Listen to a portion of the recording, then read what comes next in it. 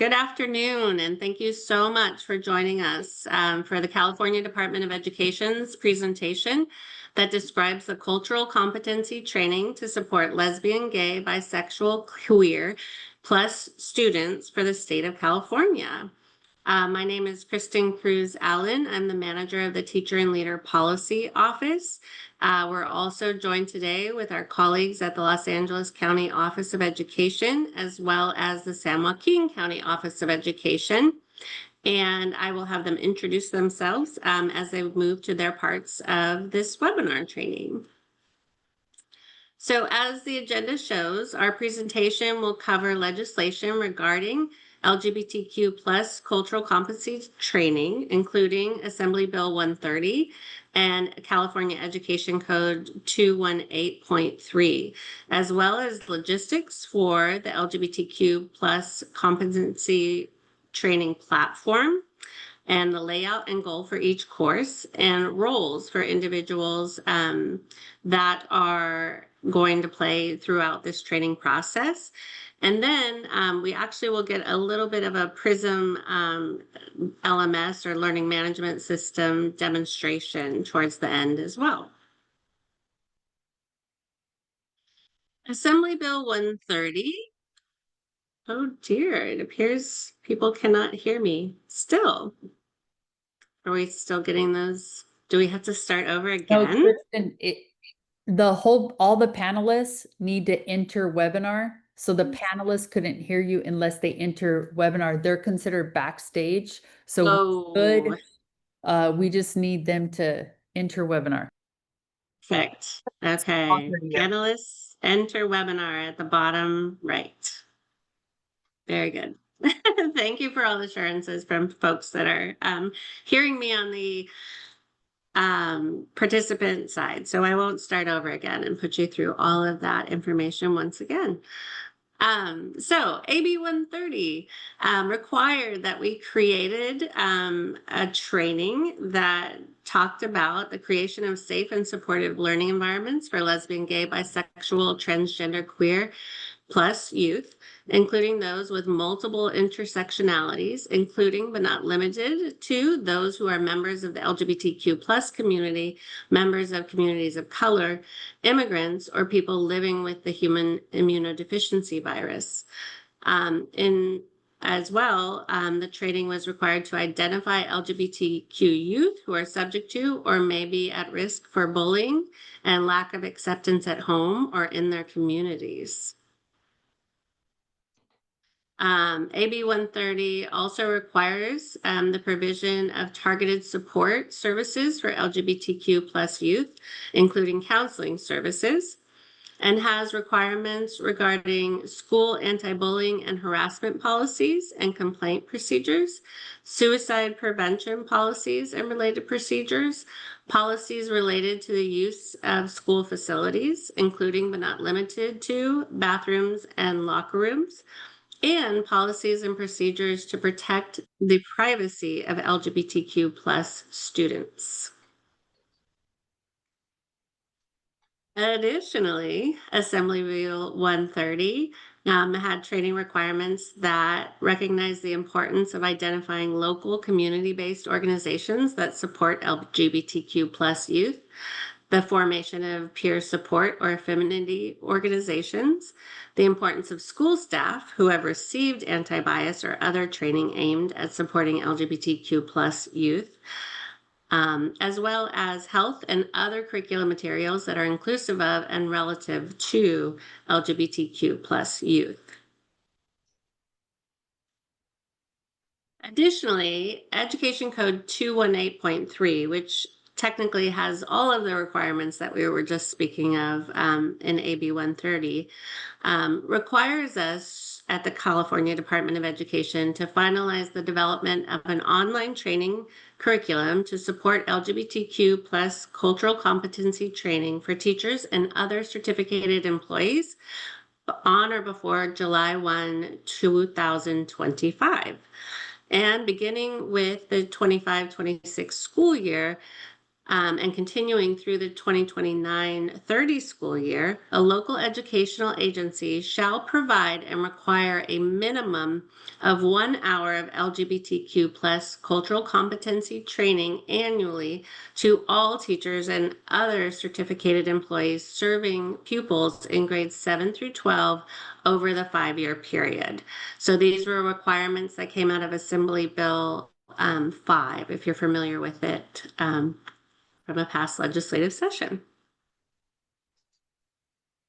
The LGBTQ plus cultural competency training, which we're going to refer to from here on out as PRISM, which stands for Providing Relevant Inclusive Support That Matters for LGBTQ plus students, is developed by the California Department of Education in contract with the local Los Angeles County Office of Education. They were our contractor that helped us build these trainings, but with lots of partners that Tanya Moore will be speaking of, who's from Los Angeles County Office of Education. It will be available for free and hosted in a learning management system, which our colleagues at San Joaquin County Office of Education developed for us beginning July 2025. The website it will be available at is prismcalifornia.org. And at this time, I'm going to turn things over to Tanya Moore from the Los Angeles County Office of Education. Thank you so much, Kristen. Welcome, everybody. My name is Tanya Moore. I use she, her pronouns, and I work at Los Angeles County Office of Education, where I have the privilege to discuss with you all what is PRISM and what does it stand for. So the logistics of PRISM, these are really the number one questions that we're getting are basically around the logistics. So basically what PRISM is, it's a professional development training for California educators who serve grades 7 through 12. This PRISM training is comprised of 6 high-quality courses that must be available online, free and accessible to all certificated educators who support grades 7 through 12. And this is really aimed to help support LGBTQ students in improving school climate. This was created based upon an advisory committee comprised of 18 nonprofit organizations specializing in supporting LGBTQ youth that may be at risk for experiencing mental health issues, homelessness, and other kind of intersecting identities as well. Next slide, please. This is the PRISM Advisory Committee. You may notice that there are more than 18 organizations identified. Originally, we did have 20 organizations. 2 organizations had to drop for funding reasons for one instance, and another reason there were conflict. What's really important to note about this screen is any cultural competency training available out there or that has been written most likely has been written by one of these organizations. For example, the Trevor Project, Human Rights Campaign. These are 2 organizations that write curricula now that are available. But what's really important is the PRISM courses are compliant to the Assembly Bill and the Ed Code that Kristen mentioned. And also, this Dream Team helped develop the course content throughout this 3-year process. The PRISM courses, these are available. We have 6 courses. You see them on the screen, course 1, 2, 3, 4, 5, and 6.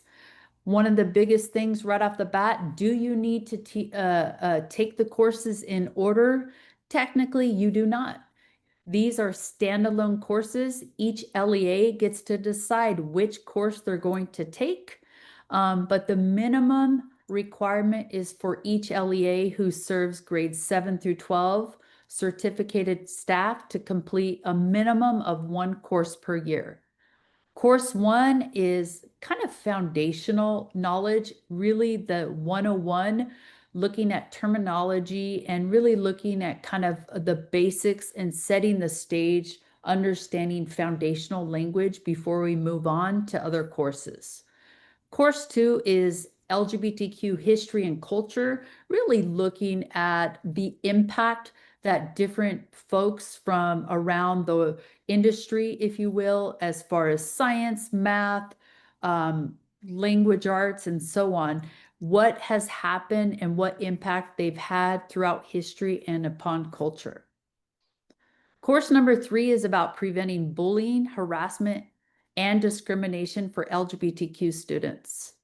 In the next slide, you're going to see further details about these courses. Course 4 is strategies for safe and supportive LGBTQ peer affinity clubs. Course 5 is mentioning suicide risk factors, warning signs, and prevention. And lastly, course 6 is titled Inclusive Pedagogy and Facilitation. As we go to the next slide, I want you to keep in mind the titles of these slides were really created based upon legislation that Kristen had discussed. PRISM course number 1 is based upon or broken up into 4 modules. For the sake of today, we're talking about Module A, Understanding Sexual Orientation and Gender Identity. So really breaking down those terms, because what we hear from educators is, hey, Tanya, I don't really know these terms. Terms are evolving quickly. How do we know what these terms mean? So looking at that 101 lens and laying the foundation about language. Module B, we go into understanding intersectionality and identity diversity. So what does it mean to be part of the LGBTQ community, but perhaps being a part of the foster youth community, or maybe deaf and hard of hearing culture? So looking at that intersecting identity. Module C is looking at affirming identities. How do we as educators affirm every student into our school system? How do we make sure we're affirming all identities? Module D, you're going to see a consistent theme with all Module Ds with the exception of Course 6, because what we're really aiming to do in Module D is provide resources that are relevant to that particular course. So with Module D in Course 1, we want to provide resources for LGBTQ support that really go back to the language, go back to intersecting identities, and go back to how we affirm identities. Moving on to course number 2, once again, you're going to see, oh, let me back up, I apologize. Course number 1 goal is aims at all certificated educators will become competent in understanding the intersectional identities related to LGBTQ youth in order to effectively support students to be able to thrive in school and work towards a more just society. That's a very ambitious goal, obviously, but I think something that's really important to note is the thrive. We didn't want these goals just, low level. We want students to survive. We want actually students to thrive in their educational communities. Moving on to course number 2, the same kind of layout. You're going to see an introduction and 4 modules. Module A in course number 2 is really looking at the impact that have been made across LGBTQ fields, different fields as far as science, as far as the medical field, civics, legislation, and so on. Module B is really looking at the contributions in pop culture. So this module is kind of fun because we're going to look at music, we're looking at film, media, and fashion and dance. What are the different things that have come across history in pop culture? For example, my favorite thing to share with folks is people are going to learn that voguing did not come from Madonna, but actually came from the LGBTQ community. Module C, we're looking at key LGBTQ plus historical events and contributions that have happened over time. And this is really not necessarily looking at the FAIR Act, but really recognizing what are some key things that have happened. Module D is once again looking at the resources that are relevant to Module A, B, and C, and how do we support our LGBTQ students via our certificated educators. Let's look at that course number 2 goal that says all certificated educators will increase their understanding of the history and evolution of people who are LGBTQ and their many societal contributions in order to effectively support students so they can thrive in schools.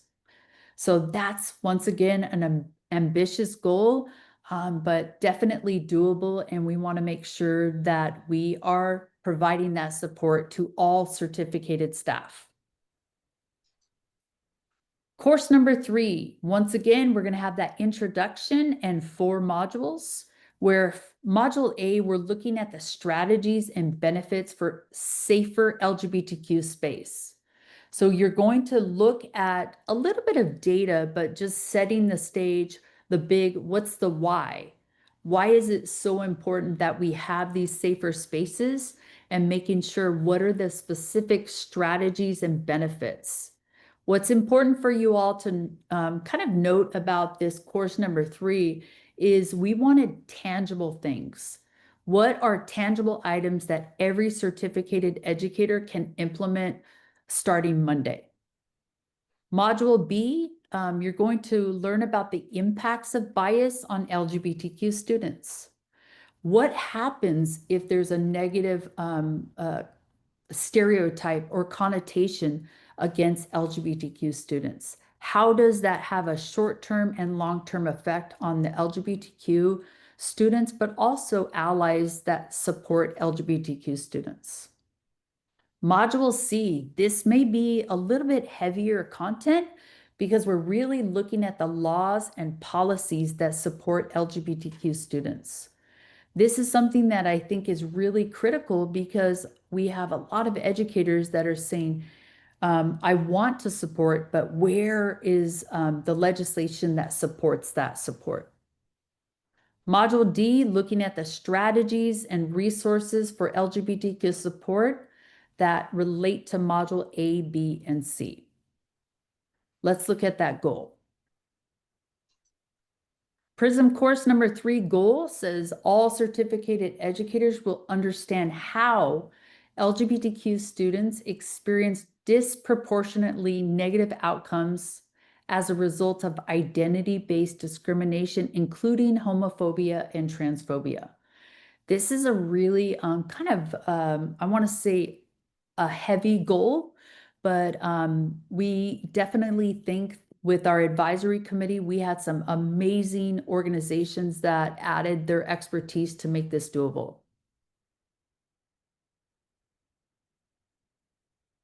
Course number 4, we have the introduction, module A, which is talking about student rights with organizing peer affinity clubs in California. For those that don't know what I mean by peer affinity club, some of us may know that as a GSA. It used to be called Gay Straight Alliance, but now more commonly we hear Genders and Sexualities Alliance or Genders and Sexuality Clubs and whatnot. So what we are really looking at is, hey, these are the student rights, these are the school rights, these are the educational obligations for students who want to form these peer affinity clubs. With Module B, we're talking about protective factors. So what do I mean by a protective factor? Recognizing that when students have a peer affinity club and a safe space, this acts as a protective factors, such as mental health concerns. This could act as a protective factor against suicidal ideation, or in some cases, death by suicide. Peer affinity clubs have been proven to act as a protective factor. When it comes to Module C, we're talking about strategies to support peer affinity clubs. With this particular module, what we're looking at is 3 paths. Number 1, if you do not have a GSA or a peer affinity club, how could you start one? Second path, you have one, but you really kind of want to do some more work. That's the second path. The third one is you already have a GSA, you already have peer affinity clubs, and they're going strong. Well, great. How do we make that sustainable? So really looking at the 3 different pathways on how to support peer affinity clubs. And if you do not have a GSA and there is not an interest by your student body to start a GSA, then how do we make sure that all clubs are supportive of all students, including LGBTQ students? Once again, Module D, you're going to see a lot of relevant resources and strategies of how to make those clubs come to fruition and the additional support that may be needed. When we're looking at course number 4, the goal is all certificated educators will understand the critical role of affinity clubs and gender support plans in creating a safe school climate for LGBTQ students so they can thrive in school. So what's really important to know about this goal is we're talking about the critical role of peer affinity clubs and GSAs and how that is a supportive factor to our LGBTQ students and allies and may act as a protective factor. Course number 5. Course number 5 is really looking at the mental health. This course, we really were just super fortunate to have advisory committee member Trevor Project, who, as hopefully we all know, they are just one of the best out there when it comes to supporting LGBTQ students with suicide risk factors. Trevor Project and the other advisory committee members help inform and develop this content, where we're looking at Module A as understanding the LGBTQ suicide risk factors. And this was really critical to look at the risk factors. And in theory, understanding the warning signs and the risk factors should be the education side of things. In a perfect world, we're doing education, recognizing the risk factors, recognizing the warning signs so that we never have to have an intervention or postvention.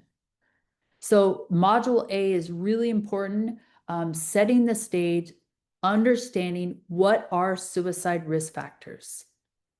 Module B, looking and recognizing and addressing those risks. What do we do as an educator? If we see a risk factor, how do we address it and how do we take a step? Module C, intervention and postvention strategies for suicide. This is something, what do we do if there's an unfortunate incident at your educational community? How do we intervene and how do we address the postvention issues? Lastly, strategies and resources for LGBTQ support, specifically to mental health, support, suicide risk factors, and so on. And as you recall, Kristen mentioned that we have to talk about local resources specifically to mental health support. This is really where you want to recognize, and we try to get as many local resources for that support in this particular course. With course number 5, the goal is talking about how we want all certificated educators to really understand the risk factors, warning signs, and strategies for preventing suicidal ideation and attempts in LGBTQ students in order to effectively support students so they can thrive in school. Our last course. This course is slightly different than the other 5. And I want to say that this course, we wanted to get it right. This was so important to us because it's our last course, and we wanted to treat it like, hey, now you have all this information. How do we apply it in every content area throughout the school system? So Module A is talking about inclusive practices in STEM classes for LGBTQ students. Module B, we're looking at the practices, strategies for physical education and health education specifically. So we divided the modules by content area. Module C, we're looking at English language arts, history and social sciences, and how we support our LGBTQ students in those particular classes.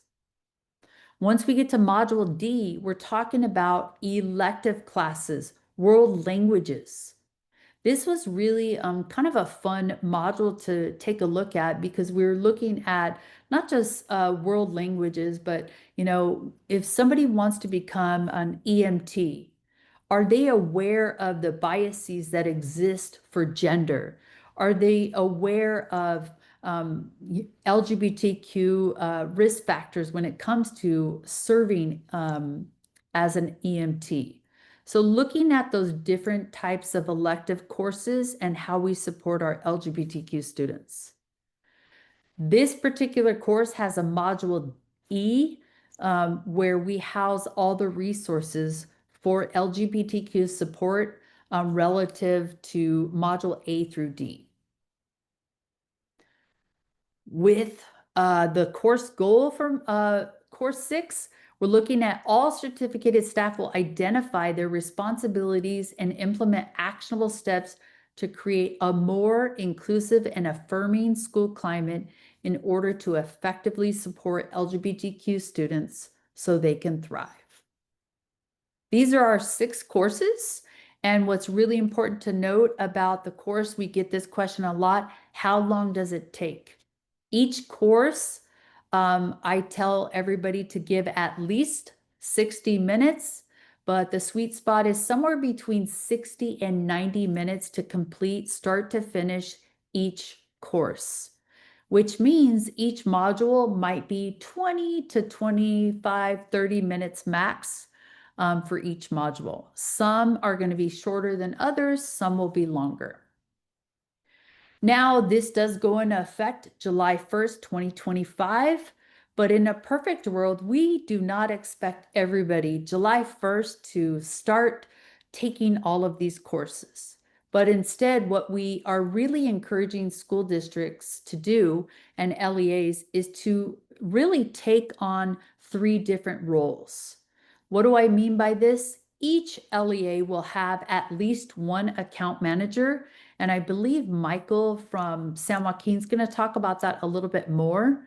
And the role of the account manager is to really set up the accounts, enroll all of the participants, but also make sure they're tracking progress from the LEA side. The next role is, in a perfect world, we want each LEA to identify a group facilitator because we all know that your educators are going to have questions before the training, during the training, after the training.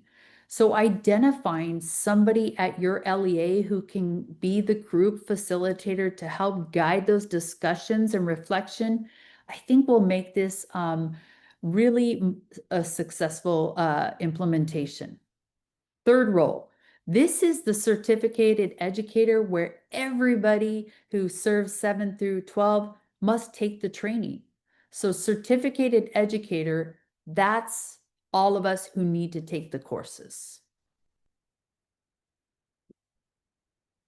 Next slide. Everybody will have access to what's known as the PRISM Facilitation Guide. This will be available on the website, prismcalifornia.org, starting July 1st. This is a PDF document that you can download and print for your own use, or you can use it digitally. But the facilitation guide really has been broken down with different, the users, remember the account manager, the group facilitator, and the certificated educator in mind.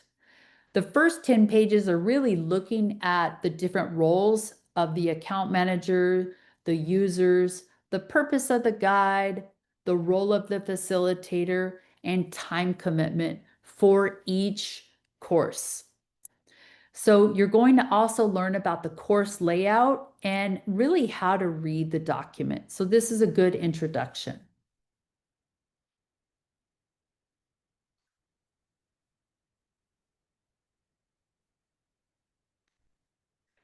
When we're talking about the facilitation guide, we've broken it up to 3 phases. Phase 1 is looking at what you do before each certificated educator is doing the training. Phase 1 is saying, hey, this is what is coming down the pike. This is how we want to roll it out as an LEA. And this is how we are going to frame the training. This is where you want to hopefully get your administration and really streamline the messaging and possibly even looking at the local data and the local needs before the training even takes place. Phase 2 is the course implementation. So that's where every certificated educator who served grades 7 through 12 will actually go to prismcalifornia.org and take the training. Phase 3, this is after the training.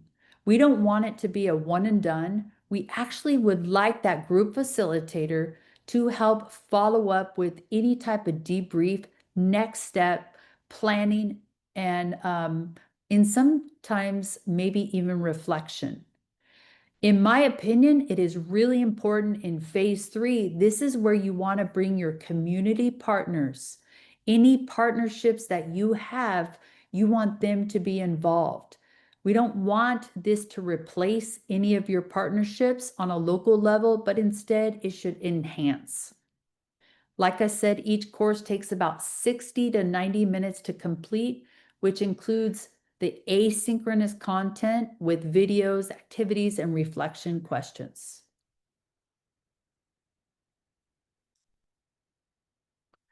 A few tips, just to be super transparent. Each course needs to be done in one sitting. That means you need to save at least a minimum of 60 minutes so that each participant can complete that course start to finish 60 to 90 minutes. Another thing, do not leave the browser idle for more than, we've changed this, 40 minutes. Do not leave the browser idle for more than 40 minutes because the user would have to start over because they may lose their progress. This absolutely has been brought to our attention as a concern for LEAs, and that's why we want to be super clear right now that it's important. Do not leave the browser idle for more than 40 minutes because it could log you out or you may lose your progress. It's critical. Find those 60 to 90 minutes in your professional development days to possibly fit the PRISM training within your school calendar, because the training needs to be done during regular school hours. It cannot be sent home for homework. So with that, I want to say thank you so much. And I believe I'm going to pass the mic to my colleague, Michael. Please continue to put your questions that you have, use that Q&A feature. And I believe we're going to save some time at the end of our session to answer questions.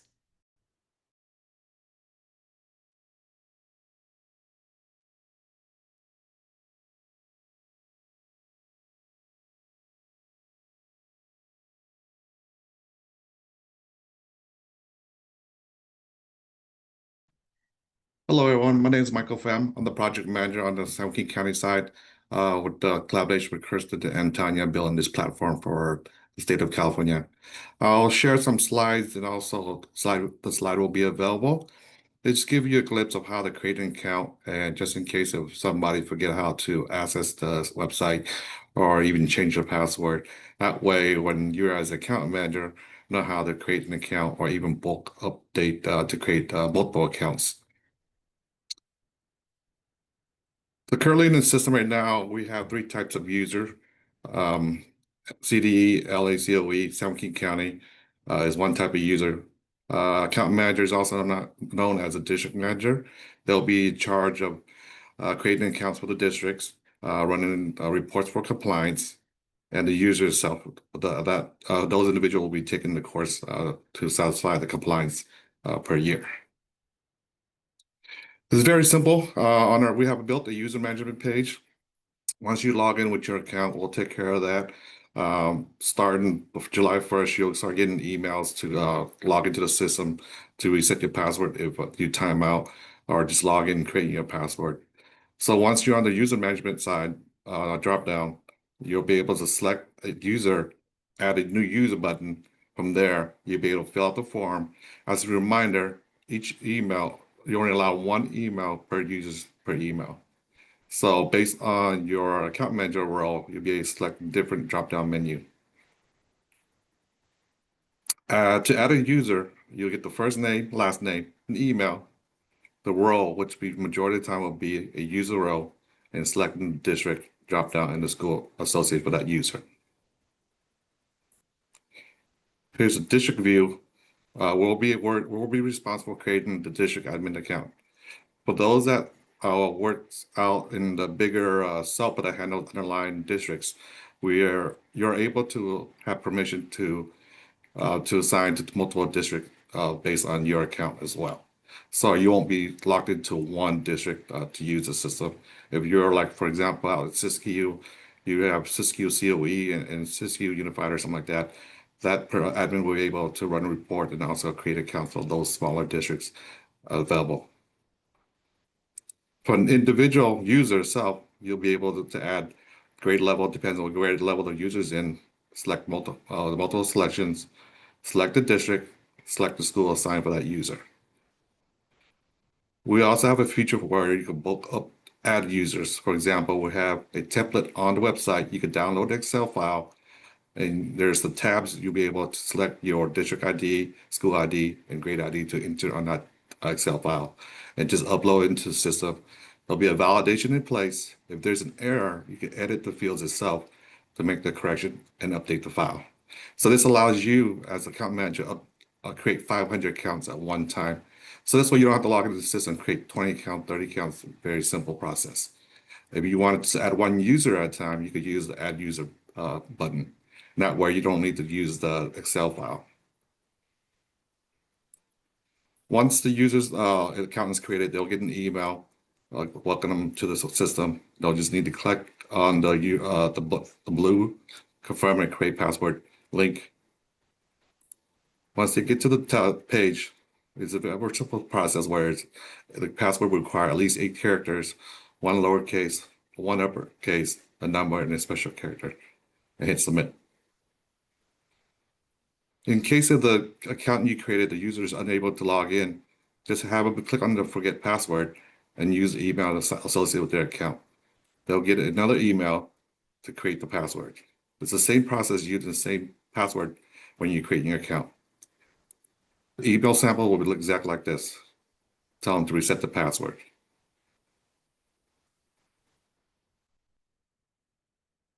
As for course itself, Tanya mentioned it, there's 6 courses available in the system. And we also have pop-ups reminding the user, make sure they're in one setting to finish the course as the system is tracking their progress. There's part of each of the modules is required a response using the digital notebook entry. You see these little tabs right here. So basically you can tab in between each module as you take the course and enter your comments into the questions required.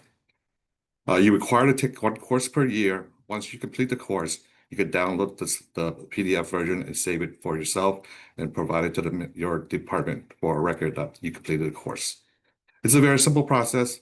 CDE, our team, and also LACOE will be available to assist you guys down the road and troubleshoot any issues you may have. That's complete the PowerPoint presentation on my end.